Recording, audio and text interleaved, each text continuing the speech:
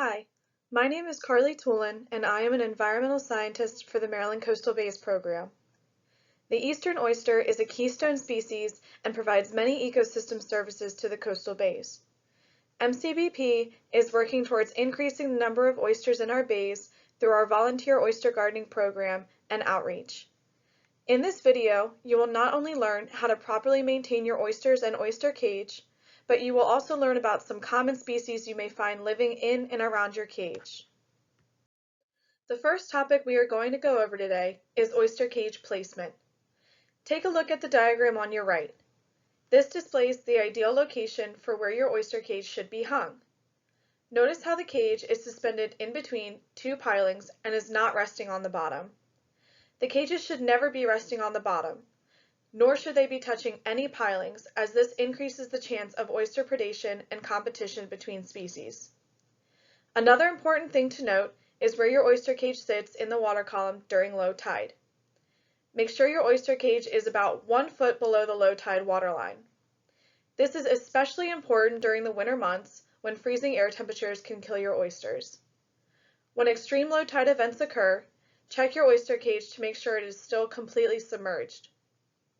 Lastly, oyster mortality can occur if your oysters are not completely submerged during the summer months and are exposed to high temperatures and direct sunlight for over 3 hours. Following these simple steps on oyster cage placement will increase the survival rates of your oysters.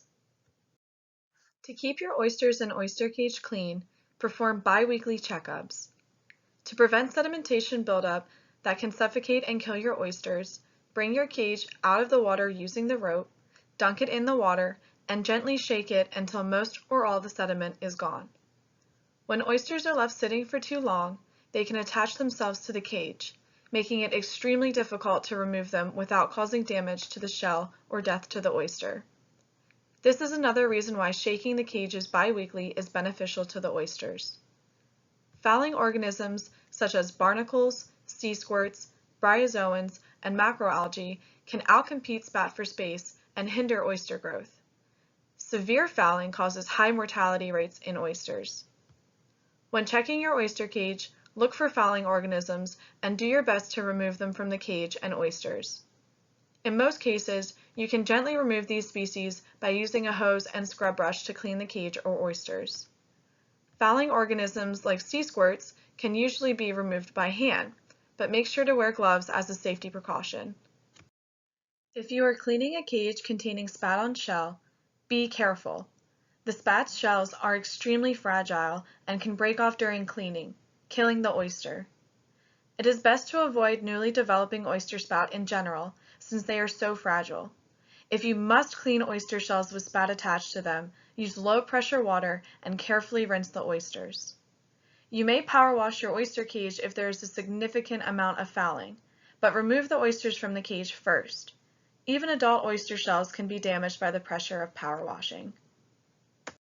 Throughout this PowerPoint, I have said the words fouling organism numerous times. But what is the definition of a fouling organism? How can we tell a species is a fouling organism through simple observation? Look at the examples above and use the details already learned in this PowerPoint to create your own personal definition of what a fouling organism is.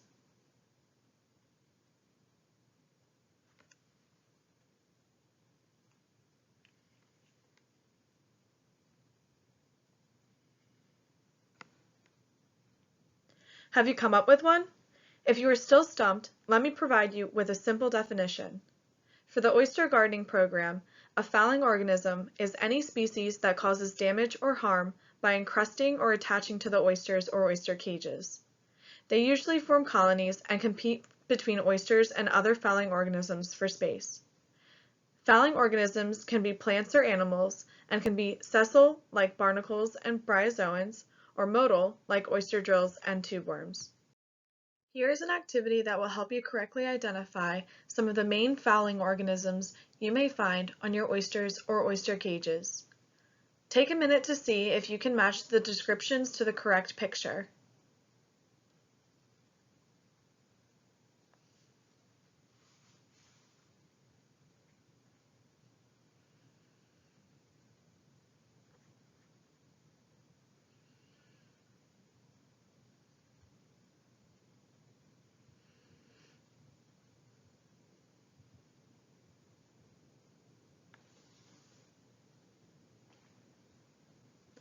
Now that you have taken a minute, here are the correct answers.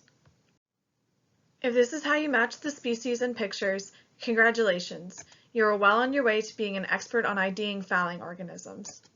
If you did not do as well as you had hoped, don't worry. This game is meant to help you learn and can be reviewed at any time. We all know that oysters improve abiotic, or physical, environmental conditions. However, did you know there are dozens of species that rely on oysters for survival in one way or another? Learning about common species found in your oyster cage is just as important as learning about oysters themselves. The species seen here and in the next slide are all species that rely on oysters for survival. Some of these species are harmless to oyster growth and development, while others prey on oysters. The species pictured in this slide, as well as the oyster toadfish from the previous slide, are all organisms that prey upon oysters. Unfortunately, it is impossible to completely eradicate these predators, even when following proper oyster cage care and maintenance guidelines. Certain species like the blue crab and mud crab are generalist feeders, meaning they consume a wide variety of plants and animals. Although the presence of these crustaceans can be a threat, they may help protect your oysters by consuming other predatory species like tube worms, barnacles, and oyster drills. If you find one of these species, carefully and gently remove them from the oysters and cage. Be careful when removing blue crabs and oyster toadfish, as these species can pinch or bite you. One of the main questions I get from oyster gardeners is, why are these critters in my cage? There are three main reasons why different species are attracted to your oysters and oyster cage. The first reason is habitat. Fouling organisms, eels, and feathered blennies are all species attracted to the structure oyster cages provide. For some species, oysters offer a safe environment to hide from predators. The second reason being a food source. Species like the oyster drill, flatworms, crabs, and oyster toadfish prey upon the oysters themselves, which is why they are found in the oyster cages. Other predatory species are attracted to the critters already inhabiting the cage. Lastly, reproduction. Specifically, the female naked goby lays her eggs inside empty oyster shells. Males will come fertilize those eggs and proceed to aggressively guard the nest until the eggs hatch. To find out more information on oysters and oyster gardening, click on any of the following links. If you have any additional questions about oyster cage maintenance, or if you find a critter in your cage and want to learn more about it, feel free to contact me, Carly Toolin, at ctoolin@mdcoastalbays.org. Thank you for listening to this presentation.